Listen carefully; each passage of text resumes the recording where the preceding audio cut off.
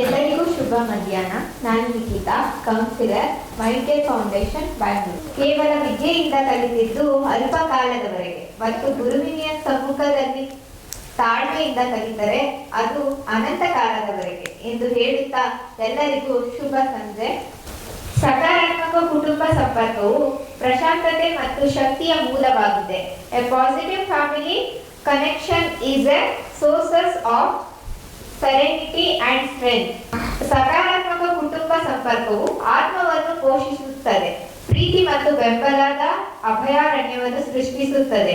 ಸವಾಲಿನ ಕ್ಷಣಗಳಲ್ಲಿ ಈ ಬಂಧಗಳು ಶಕ್ತಿಯ ಮೂಲವಾಗಿರುತ್ತದೆ, ಜೀವನದ ಬಿರುಗಾಳಿಗಳಲ್ಲಿ ದೃಢವಾದ ಆಧಾರವಾಗಿದೆ ಎಂದು ತಿಳಿಸಿಕೊಂಡು ಪ್ರಶಾಂತತೆಯನ್ನು ಕಾಣುತ್ತೇವೆ ಎಂಬುದು ಈ ಕಾರ್ಯಕ್ರಮದ ಮುಖ್ಯ ಉದ್ದೇಶವಾಗಿದೆ. ಮೊದಲಿಗೆ ನಮ್ಮ ಸಂಸ್ಥೆಯಲ್ಲಿ ವೇದಿಕೆ ಮೇಲೆ ಉಪಸ್ಥಿತರಾಗಿರುವಂತಹ ಸೀನಿಯರ್ ಮೋಸ್ಟ್ ಕೌನ್ಸಿಲರ್ ಆದಂತ ಶ್ರೀಯುತ ಸಂಪಂಗಯ್ಯ ಸರ್ ಅವರಿಗೆ ಸಂಸ್ಥೆಯ ಪರವಾಗಿ ನಮ್ಮ ನಿಮ್ಮೆಲ್ಲರ ಪರವಾಗಿ ಹೃತ್ಪೂರ್ವಕ ಸ್ವಾಗತವನ್ನು ಕೋರುತ್ತಿದ್ದೇನೆ. ನಮ್ಮ ಸಂಸ್ಥೆಯ ಸೀನಿಯರ್ ಮ್ಯಾನೇಜರ್ ಆಗಿರುವಂತಹ ಶ್ರೀಯುತ ಭರತ್ ದೇವ್ ಸರ್ ರವರಿಗೂ ಸ್ವಾಗತವನ್ನು ಕೋರುತ್ತಾ ಇದ್ದೇನೆ.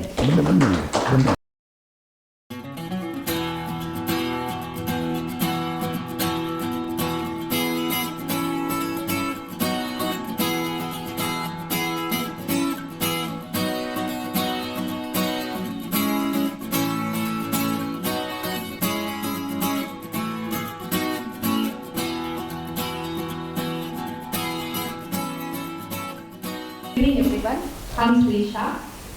Sampangaya sir is an esteemed senior counselor and one of the best social worker over a 36 years of experience, and drug de-addiction centers and rehabilitation centers also have conducted workshops in major fields like ARTS and BMTC and enhanced drug abuse, several zonal meetings of development in networks and NGO and private and KPCL and corporate limited, and also collaborated with police departments of various social departments. And Rotary Bangalore Metro has gratefully acknowledged his presence, and also he has been a recipient of many awards like Parivartana Award, Best Social Worker, and also a counselor. His areas of expertise are substance abuse counseling, family dynamic counseling, community outreach, and many more. He has decided his career to help individuals and families to overcome their challenges and foster personal growth. He has done many more social work to the society, and we are very grateful to have him today. ಈ ಕಾಯಿಲೆ ಒಳಗೆ ಸಿಕ್ಕಾಕೊಂಡ್ರವ್ರಿಗೆ ಮೊದಲು ನೀವು ನೋಡ್ದಂಗೆ ಚೆನ್ನಾಗೇ ಇದ್ದರು, ಸ್ವಲ್ಪ ಕುಡಿತಾ ಇದ್ದರು, ಆರಾಮಾಗಿದ್ದರು, ಕರೆಕ್ಟಾಗಿ ಡ್ಯೂಟಿಗೆ ಹೋಗ್ತಾಯಿದ್ರು, ಎಲ್ಲ ಜವಾಬ್ದಾರಿ ಮಾಡ್ತಾಯಿದ್ರು. ಇದು ಸ್ವಲ್ಪ ಜಾಸ್ತಿ ಆಗ್ತಾ ಹೋಗ್ತದೆ. ಅದು ಯಾಕೆ ಜಾಸ್ತಿ ಆಗುತ್ತೆ ಅಂತ ಅವ್ರಿಗೂ ಗೊತ್ತಿಲ್ಲ, ನಿಮಗೂ ಗೊತ್ತಿಲ್ಲ. ಇದೊಂದು ಅಲರ್ಜಿ ಅವನ ದೇಹಕ್ಕೆ. ನಮ್ಮ ದೇಹ ಪ್ರಕೃತಿಯಿಂದ ಕೆಲಸ ಮಾಡಬೇಕು. ಈ ಥರ ಮಾದಕ ಮದ್ಯ ವ್ಯಸನಿಗಳಿಗೆ ಎರಡು ಕಡೆಯಿಂದ ಕೆಲಸ ಮಾಡುತ್ತೆ. ಒಂದು ಕೆಮಿಕಲ್ ಅಂದರೆ ಕುಡಿಯೋದು, ಡ್ರಗ್ಸ್ ತೊಗೊಳ್ಳೋದು, ಇನ್ನೊಂದು ಪ್ರಕೃತಿ. ಎರಡು ಕಡೆಯಿಂದ ಕೆಲಸ ಮಾಡುತ್ತೆ. ಯಾವಾಗ ಕೆಮಿಕಲ್ಗೆ ಅಡಿಕ್ಟ್ ಆಗಿಬಿಡ್ತಾರೆ, ಕೆಮಿಕಲ್ ಕೊಡಲೇಬೇಕು. ಆ ಕೆಮಿಕಲ್ ತಗೊಳ್ತಾ ಒಳಗಡೆ ಸಿಸ್ಟಮ್ ಹಾಳಾಗೋಗುತ್ತೆ, ಬ್ರೈನ್ ಸೆಲ್ಸ್ ಹಾಳಾಗುತ್ತೆ, ಎಲ್ಲ ಹೋಗುತ್ತೆ. ಅವನು ಎಷ್ಟಾದರೂ ಓದಿರಲಿ, ಅವನು ಎಷ್ಟಾದರೂ ಬುದ್ಧಿವಂತ ಆಗಿರಲಿ, ಅವನ ಹತ್ರ ಎಷ್ಟೇ ಹಣ ಇರಲಿ, ಅವನೆಂಥ ಪೈಲ್ವಾನ್ ಆಗಿರಲಿ, ಎಂಥ ಸ್ಪೋರ್ಟ್ಸ್ಮನ್ ಆಗಿರಲಿ, ಅವನೆಂಥ ಫಿಲಿಮ್ ಆ್ಯಕ್ಟರ್ ಆದರೂ ಆಗಿರಲಿ, ಆರ್ಗನೈಜೇಷನ್ ಅಮೇರಿಕನ್ ಮೆಡಿಕಲ್ ಅಸೋಸಿಯೇಷನ್ ಜೊತೆ ರಿಸರ್ಚ್ ಮಾಡಿದ್ದಾರೆ. 100 ಜನ ಕುಡುಕರಲ್ಲಿ 20 ಜನಕ್ಕೆ ಮಾತ್ರ ಹಿಂಗಾಗೋದು. ಆ 20 ಜನರಲ್ಲಿ ನಮ್ಮ ಗಂಡ ಇರ್ಬೋದು, ನಮ್ಮ ಮಗ ಇರ್ಬೋದು. ನೋಡ್ಕೊಳ್ಳಿ. ಇವತ್ತು ಬಾರ್ ಮುಚ್ಚಿ ಅಂತ ಹೇಳೋಕ್ಕಾಗಲ್ಲ, ಅಧಿಕಾರ ಇಲ್ಲ. ಸಕ್ಕರೆ ಕಾಯಿಲೆ ಜಾಸ್ತಿ ಆಗ್ತಾಯಿದೆ ಅಂತ ಸಕ್ಕರೆ ಕಂಪ್ನಿ ಮುಚ್ಚೋಕ್ಕಾಗುತ್ತಾ? ಸಕ್ಕರೆ ಕಾಯಿಲೆ ಇರೋನು ಸಕ್ಕರೆ ತಗೋಬಾರ್ದು ಅಲ್ವಾ? ಈ ಥರ 20% ಆಲ್ಕೋಹಾಲಿಕ್ಸ್ ಆಗಿರೋರಿಗೆ ಸ್ವಲ್ಪ ಕುಡಿತಾ 1 ವರ್ಷ 2 ವರ್ಷ 3 ವರ್ಷದಲ್ಲಿ ನಿಮಗೆಲ್ಲ ಚೆನ್ನಾಗಿ ಗೊತ್ತು, ಹೆಣ್ಮಕ್ಳಿಗೆ, ಮನೆಯಲ್ಲಿ ಸಂಸಾರ ಮಾಡೋರಿಗೆ, ತಾಯಿ ತಂದೆಗಳಿಗೆ ಜಾಸ್ತಿ ಆಗ್ತಾ ಹೋಗುತ್ತೆ, ಒಳಗಡೆ ಡ್ಯಾಮೇಜ್ ಆಗ್ತಾ ಆಗ್ತಾ ಬ್ರೈನ್ ಸೆಲ್ಸ್ ಹೋಗುತ್ತೆ, ಹೋಗ್ತಾ ಹೋಗ್ತಾ ಹೋಗ್ತಾ ಕೊನೆಗೆ ಏನಾಗ್ತಾನೆ, ಮನುಷ್ಯ ನಿಮ್ಮ ಎದುರುಗಿದಾನಷ್ಟೇ, ಒಳಗಡೆ ಏನಿಲ್ಲ, ಏನೂ ಇಲ್ಲ. ಲಿವರ್ ಕೆಲಸ ಮಾಡಲ್ಲ, ಊಟ ಮಾಡೋದಿಲ್ಲ, ಬ್ರೈನ್ ಕೆಲಸ ಮಾಡಲ್ಲ, ಬುದ್ಧಿ ಇಲ್ಲ. ಅವನು ಎಷ್ಟು ಡಿಗ್ರಿಗಳು ಮಾಡಿದ್ರು, ಎಂಥ ಸೈನ್ಸಿಸ್ಟ್ ಆಗಿದ್ರು ಏನು ಪ್ರಯೋಜನ ಇಲ್ಲ. ನಮ್ಮ ಹತ್ರ ಟ್ರೀಟ್ಮೆಂಟಿಗೆ ಬರಲೇಬೇಕು, ಅಡಿಕ್ಷನ್ ನಾಲೆಜನ್ನು ನಮ್ಮ ಸಬ್ಜೆಕ್ಟ್ನ ತಗೊಳ್ಳೇಬೇಕು, ತಗೊಂಡು ಅವನು ಸರಿಪಡಿಸ್ಕೋಬೇಕು. ಜೊತೆಗೆ ನಾವು ಸಪೋರ್ಟ್ ಮಾಡ್ತಾ ಇರ್ತೀವಿ. ಆ ಸಪೋರ್ಟ್ ಮಾಡೋ ಗುಂಪು ಇವತ್ತು ಬೆಂಗಳೂರಿನಲ್ಲಿ ಭಾಳ ದೊಡ್ಡ ಗುಂಪಿದೆ. ಈ ಗುಂಪು ಇಡೀ ಪ್ರಪಂಚದಲ್ಲಿ ಎಲ್ಲ ಕಡೆ ಇದೆ. ಒಂದು ಕಡೆ ನೀವು, ಒಂದು ಕಡೆ ನಾವು, ಇಬ್ಬರು ಸೇರಿ ಸರಿ ಮಾಡಬೇಕು. ಅವನಿಗೆ 1 ಕ್ವಾರ್ಟರ್ ಕುಡಿತಾ ಇದ್ದವನು 2 ಕ್ವಾರ್ಟರ್ 3 ಕ್ವಾರ್ಟರ್ಗೆ ಬಂದ ಅಂದರೆ ಒಂದು ಕಂಪ್ಲೀಟ್ ಸ್ಕೆಲಿಟನ್ ಆಗೋಗಿದ್ದಾನೆ. ಬ್ರೈನ್ ಏನಿಲ್ಲ ಅವನಿಗೆ. ಅವನು ಪ್ರತಿ ದಿವಸ ಬಿಡೋದಕ್ಕೆ ಟ್ರೈ ಮಾಡ್ತಾನೆ, ಬಿಡೋಕ್ಕಾಗಲ್ಲ. ಇದು ನಿಮ್ಗೆ ಗೊತ್ತಿಲ್ಲ. ಅವನು ಪ್ರತಿ ದಿವಸ ಬಿಡೋದಕ್ಕೆ ಟ್ರೈ ಮಾಡ್ತಾನೆ, ಬಿಡೋಕ್ಕಾಗೋದಿಲ್ಲ. ಬಿಡಬೇಕಾದ್ರೆ ದೇಹದಲ್ಲಿ ಕೋರ್ಡಿನೇಷನ್ ಅಂತ ಕರಿತೀವಿ ಇಂಗ್ಲೀಷ್ನಲ್ಲಿ. ಆ ಕೋರ್ಡಿನೇಷನ್ ಬೇಕು. ದೇಹ, ಮನಸ್ಸು, ಭಾವಗಳು, ಆಧ್ಯಾತ್ಮಿಕತೆ, ಜ್ಞಾನ ಇಲ್ವೇ, ಯಾವುದೂ ಇಲ್ವೇ, ಬಿಡೋಕ್ಕಾಗಲ್ಲ. ಅವನಿಗೆ ಗೊತ್ತು, ಕುಡಿದಿದ್ರೆ ಸತ್ತೋಗ್ತೀನಿ ಅನ್ನೋ ಭಯ. ಕುಡಿತಾನೆ, ಎಲ್ಲ ಬಾಡಿಯಲ್ಲಿರೋ ಕೆಮಿಕಲ್ ಎಲ್ಲ ಕ್ಲಿಯರ್ ಆಗಬೇಕು.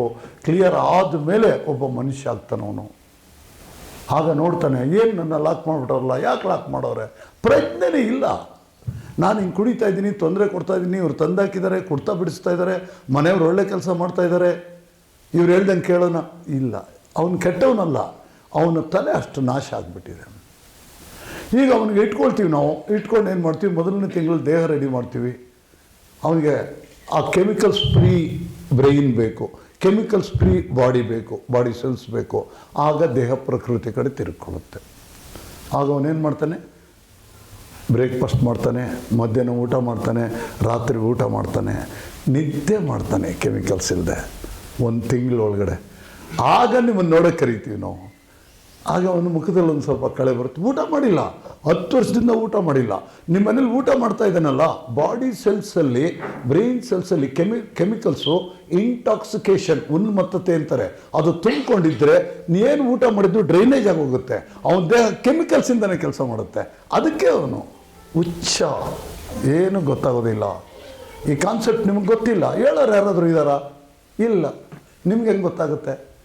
ಎಷ್ಟು ಓದಿದ್ರು ಇವತ್ತು MBBS ಮಾಡೋರು, ಅವ್ರು ಏನು MBBS ಆರ್ಟ್ ಸ್ಪೆಷಲಿಸ್ಟು, ಹೃದಯನ ಓದಿದ್ದಾನೆ, ಟ್ರೈನಿಂಗ್ ಇದೆ. ಯಾಕೆ ನಿಮ್ಮನ್ನು ಕರೆಸಿದ್ದೀವಿ ಅಂದರೆ, ಈ ಆಲೋಚನೆಗಳು ರೆಡಿ ಆಗಬೇಕಾದ್ರೆ ಅವನ ವ್ಯಕ್ತಿತ್ವನೇ ಬದಲಾಗಬೇಕು, ಅವನ ಮನಸ್ಸೇ ಬದಲಾವಣೆ ಆಗಬೇಕೆ.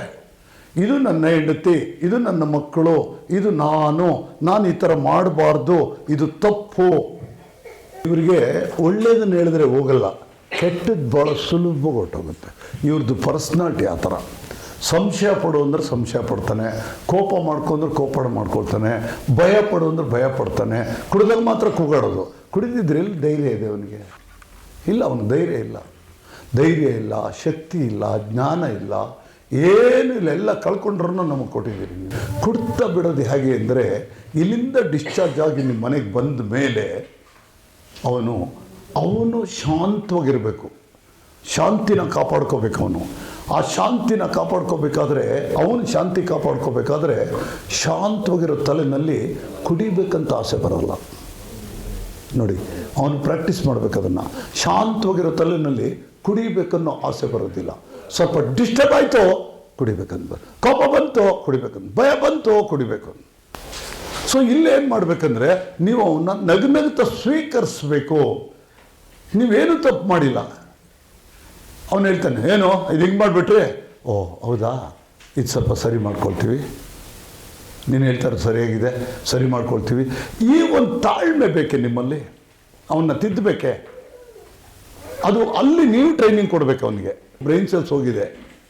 ಆ ಬ್ರೈನ್ ಸೆಲ್ಸ್ ಹೋದ್ಮೇಲೆ ಮನುಷ್ಯ ಇರೋದೇ ಮುಖ್ಯ. ಇದು ದೇಹದ ಮೇಲೆ ಕಮೆಂಟ್ ಹೊಟ್ಟೋಗುತ್ತೆ. ದೇಹದ ಮೇಲೆ ಕಮೆಂಟ್ ಹೋದ್ಮೇಲೆ ಇನ್ನು ಈ ದೇಹದಲ್ಲಿ ಏನಿಲ್ಲ. ಬ್ರೈನ್ ಹೋದ್ರೆ ಏನೂ ಇಲ್ಲ, ಅದು ಹೋಗಿದೆ ಈಗ ಅವನಿಗೆ. ನೀವಲ್ಲಿ ಕಾಪಾಡಬೇಕಲ್ಲಿ. ಅವನು ಹೆಂಡತಿ ಮಕ್ಕಳ ಜೊತೆ ಎದ್ದು ಕಲಿಬೇಕು, ಅವನು ತಾಯಿ ತಂದೆ ಜೊತೆ ಎದ್ದು ಕಲಿಬೇಕು. ಅವನು ಇಲ್ಲಿ ಮೂಲೆಯಲ್ಲಿ ಹಾಕ್ಬಿಡೋದಲ್ಲ, ಇಲ್ಲಿ ಫಸ್ಟ್ ಕ್ಲಾಸಾಗಿ ನಾವು ರೆಡಿ ಮಾಡಿದ್ದೀವಿ, ಅವನಿಗೆ ಊಟ ಮಾಡಂಗೆ ಮಾಡಿದ್ದೀವಿ, ದೇಹ ಪ್ರಕೃತಿಯಿಂದ ಕೆಲಸ ಮಾಡ್ತಾ ಇದೆ. ನಿಮ್ಮ ಜೊತೆಯಲ್ಲಿ ಭಾವನೆಗಳು ಹಂಚ್ಕೋಬೇಕು, ಪ್ರೇಮ ಹಂಚ್ಕೋಬೇಕು, ಅಲ್ಲಿ ಕಷ್ಟ ಸುಖನ ನೋಡಬೇಕು. ಅವನಿಗೆ ನೀವೇನು ಮಾಡ್ತೀರಿ ಅಂದರೆ ಸಹಿಸ್ಕೊಳ್ತೀರಿ. ಬೆಳಿಗ್ಗೆ ಎದ್ದಿದ ತಕ್ಷಣ ಪ್ರೀತಿಯಿಂದ ಕಾಣ್ತೀರಿ, ಹೋಗಿ ಎಬ್ಬರಿಸಿ ಅವನಿಗೆ ಕಾಫಿ ಕೊಡ್ತೀರಾ, ನೋಡ್ತೀರಿ, ಅವನ್ನ ಗದರೋದಿಲ್ಲ, ಲೇಟಾಗಿ ಬಂದರೂ ಅವನ್ನ ಗದರೋದಿಲ್ಲ, ಅವ್ನ ಕೆಚ್ಚಡ ಫ್ರೆಂಡ್ಸ್ ಜೊತೆ ಸೇರಿದ್ರು ನೀವೇನು ಕೇಳಲ್ಲ. ಬಟ್ ಏನು ಮಾಡ್ತಾ ಇರ್ತೀರಿ, ನನಗೆ ಇನ್ಫಾರ್ಮೇಷನ್ ಕೊಡ್ತಾ ಇರ್ತೀರಿ. ಸರ್ ಏನು ಸರ್ ಇದು ರಾತ್ರಿ 11 ಗಂಟೆಗೆ ಬರ್ತಾನೆ, ನೀವು ಕೇಳಲ್ಲ, ಕೇಳ್ಕೊಡ್ದು, ಏನಿದು 12 ಗಂಟೆಗೆ ಬರ್ತಾ ಇದೆಯಾ, ಏನಿದೇನಾ, ನೀವು ಇಷ್ಟೆಲ್ಲ ಖರ್ಚು ಮಾಡಿ ಸೆಂಟ್ರಿಗೆ ಹಾಕಿದ್ರೆ ಇದೇನಾ ಮಾಡೋದು, ಕುಡ್ದಿದ್ಯಾ, ಬಾಯ್ ತೆಗಿ. ಇದೆಲ್ಲ ನಡೆಯಲ್ಲ ಅವನ ಹತ್ರ. ಯಾಕೆ ನಡೆಯಲ್ಲ ಗೊತ್ತು, ಹುಚ್ಚನ ಮುಂದಕ್ಕೇನ್ರಿ ಬರ್ಸ್ದಂಗೆ. ಓಹ್ ಎಲ್ಲ ಹೋಗಿದ್ದೆ ನಮ್ಮ ಬಾಪ ಊಟ ಮಾಡ್ಬಾ. ಭಾಳ ಎಫೆಕ್ಟ್ ಆಗುತ್ತೆ ಅವನ ಮೈಂಡ್ ಮೇಲೆ. ಅವನು ತಪ್ಪನ್ನು ಅರಿವಾಗಬೇಕಾದ್ರೆ ನೀವು ಅದನ್ನು ಅಕ್ಸೆಪ್ಟ್ ಮಾಡ್ಕೋಬೇಕು.